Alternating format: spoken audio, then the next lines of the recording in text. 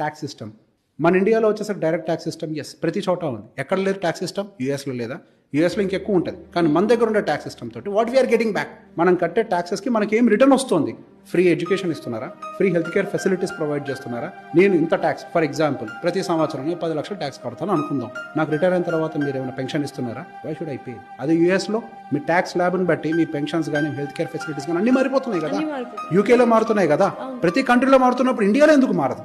Tax system కూడా మారాలి. You have to give back. నేను రెస్పాన్సిబుల్గా పే చేస్తున్నా. నేను వచ్చి డబ్బులు ఎందుకు నీకు గవర్నమెంట్కి కడుతున్నాను? నా దేశం అభివృద్ధి చెందాలని. ఆ డబ్బులు నువ్వు తీసుకొని వెళ్ళి ఫ్రీగా పంచాలని కాదు.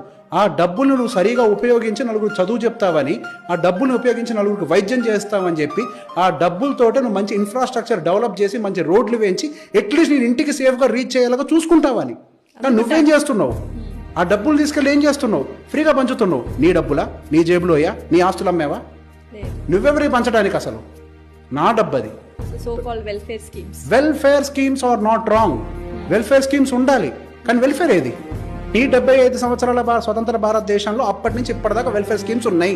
సో వెల్ఫేర్ స్కీమ్ యొక్క పని ఏంటండి? అట్టడుగున్న వాళ్ళని పైకి లిఫ్ట్ చేయాలి. ఎంతమంది జీవితాలు బాగుపడ్డాయి, ఎంతమంది అప్గ్రేడ్ అయ్యారు? ఇంకా ఇండియా లోవర్ ఇన్కమ్ గ్రూప్లోనే ఉంది కదా. మరి 70 సంవత్సరాలు ఈ కష్టంలో ఎంతమంది జీవితాలు బాగుపడ్డాయి? ఫ్రీ బీస్ వల్ల జీవితాలు బాగుపడతాయని ఎవరు చెప్పారు? వెల్ఫేర్ స్కీమ్ అంటే ఎలా ఉండాలి? ఉచిత విద్యకి ఉండాలి, ఉచిత వైద్యానికి ఉండాలి. ఈ రెండింటికి వెల్ఫేర్ స్కీమ్ కోసం ఎంత కేటాయిస్తున్నారు?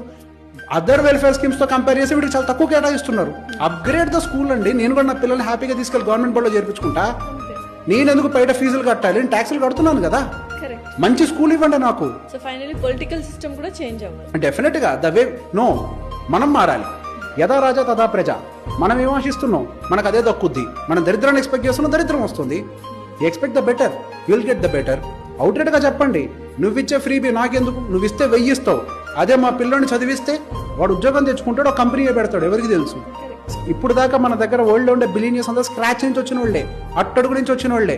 ఎందుకు? వాళ్ళకి చదువు ఉంది, అది నువ్వు. నిన్నెవడు అడిగాడు 2000 అని నువ్వు ప్రశ్నించు. అది నువ్వు అడగనంత వరకు వాళ్ళు ఏం చేస్తారు? నువ్వు అడిగేది కదా వాళ్ళు ఇచ్చేది. వాళ్ళదేం తప్పులేదు, వాళ్ళ అమాయకులు అనుకోవాలి. వాళ్ళ అమాయకులే. ప్రజలే దొంగలు, మాటమేం లేదు. ప్రజలే దొంగలు. నాకు డబ్బులు కావాలని అడిగావు నువ్వు అడిగావు కాబట్టే ఇస్తున్నారు, అంతే.